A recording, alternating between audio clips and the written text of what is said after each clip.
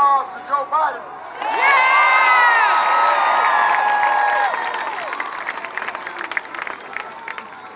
Now, first of all, you need to know Joe Biden is a man who is literally in love with the teacher.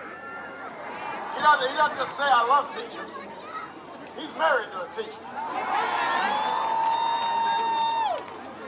But more importantly, I want everybody to understand this.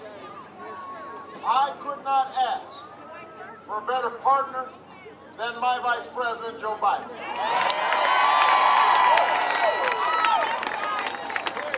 There's nobody who knows more about foreign policy than my Vice President. There's nobody who gives me better advice than my Vice President. There's nobody who you'd rather have in a foxhole with you when it matters most than my Vice President.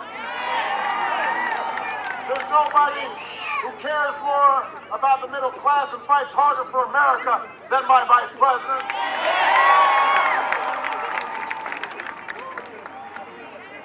I could not do what I do without him having my back every single day. So I want you to give him another big round of applause.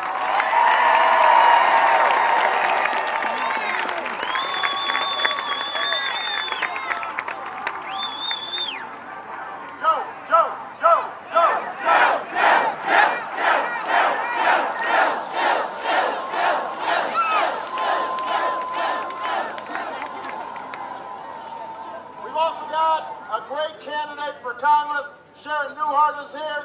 Give her a big round of applause.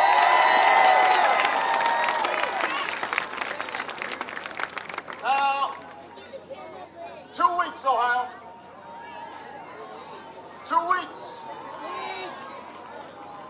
2 weeks from today,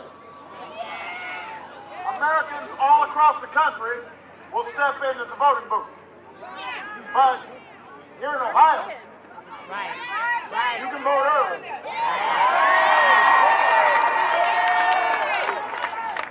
Here in Ohio, you can vote right after this event. If you want to know where to vote, you go to vote.barackobama.com. He already voted, and he's proud of it.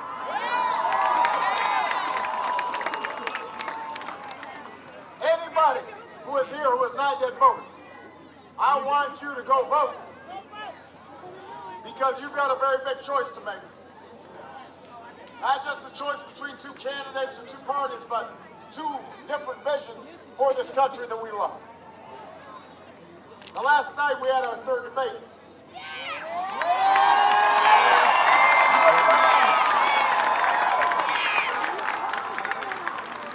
I hope I made clear that there's a big difference between me and Mitt Romney.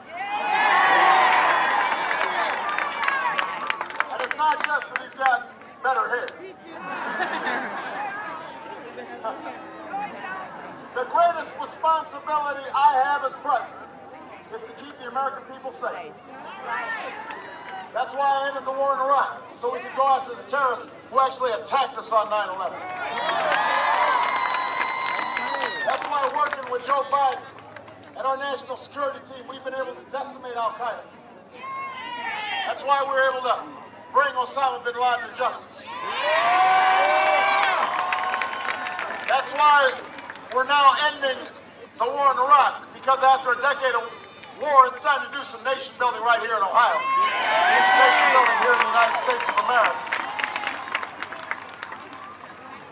In a world of new threats and challenges, America needs leadership that is strong and steady.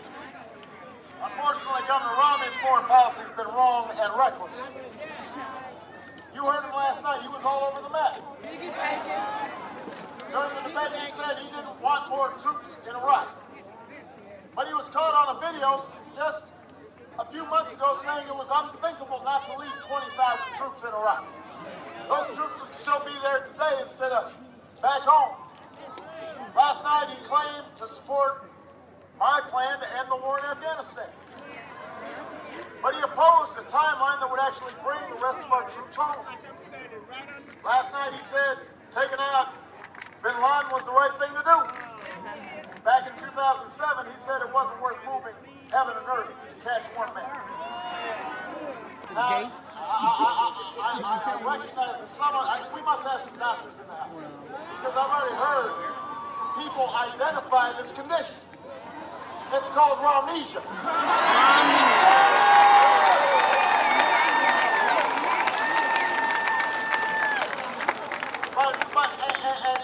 And we had a severe case breaking out last night. So I want to go over the symptoms with you, because Dayton, I sure don't want anybody to catch it here in Ohio.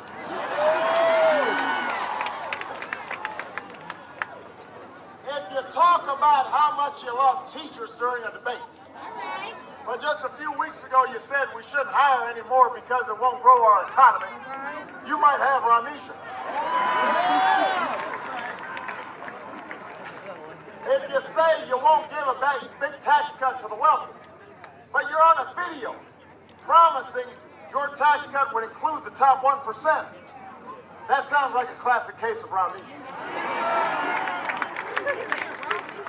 If you say that you love American cars during a debate, you're a car guy, but you wrote an article titled, "Let Detroit Go Bankrupt," you definitely have a case of rhamnesia.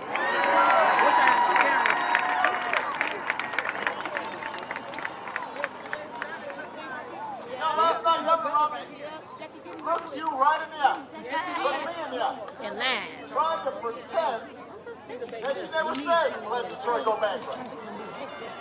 Tried to pretend he meant the same thing I did when we intervened and worked to make sure management and workers got together to save the U.S. auto industry.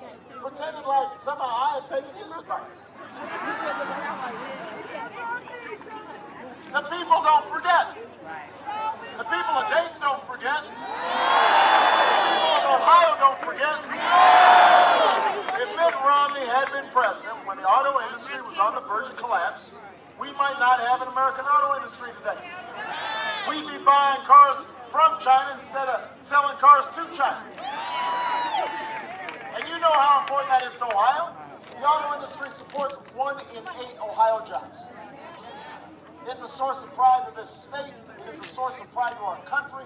It's a source of pride to generations of workers. I refuse to walk away from those workers. I bet on those workers. I refuse to walk away from those jobs. I understood that Americans can compete. I wasn't about to let Detroit go bankrupt or Toledo go bankrupt or Lordstown go bankrupt. I bet on American workers. I bet on American manufacturing. I would do it again because that bet has paid off for Ohio and for America.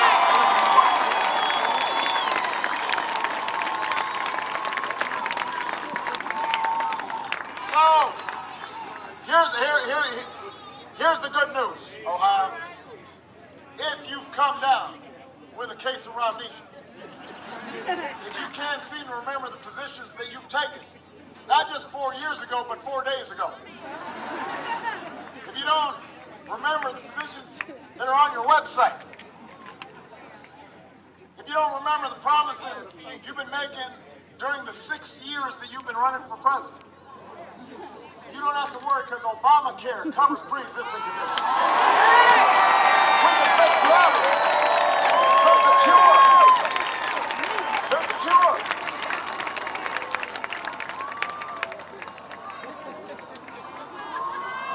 There's a cure, but you got to vote to make sure that the medicine is there for rhamnesia.